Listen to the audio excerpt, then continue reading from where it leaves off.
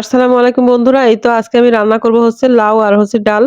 আর এখানে আমি হচ্ছে লাউটা সুন্দর করে কেটে ধুয়ে নিয়েছি আর মসুর ডালটাও হচ্ছে ধুয়ে নিয়েছি। আর এই যে সাথে নিয়ে নিলাম হচ্ছে পেঁয়াজ কুচি, রসুন কুচি আর কাঁচামরিচ আর হচ্ছে শুকনা মরিচ। আর ১ম এ আমি হচ্ছে প্রেসার কুকারে ডাল আর হচ্ছে লাউটাকে দিয়ে দিলাম। তারপরে দিয়ে দিলাম হচ্ছে পেঁয়াজ কুচি, রসুন কুচি আর কাঁচামরিচ। তারপরে দিয়ে দিলাম বন্ধুরা হচ্ছে স্বাদ মতো লবণ আর হচ্ছে পরিমাণ মতো হলুদের গুঁড়া। আর এখন দিয়ে দিলাম হচ্ছে সিদ্ধ হওয়ার জন্য পরিমাণ মতো পানি।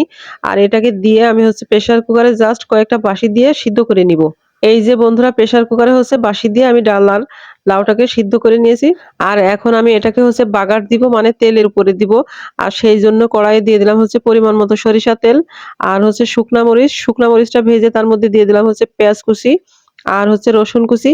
আর এগুলোকে সুন্দর করে ভেজে নিয়ে দিয়ে দিলাম হচ্ছে গোটা জিরা আর হচ্ছে কালো জিরা। আর বন্ধুরা এগুলোকে সুন্দর করে ভাজা ভাজা করে এরপরে এখন আমি দিয়ে দিলাম এই যে সিদ্ধ করে যে লাউ আর ডালটা রেখেছিলাম সেটা।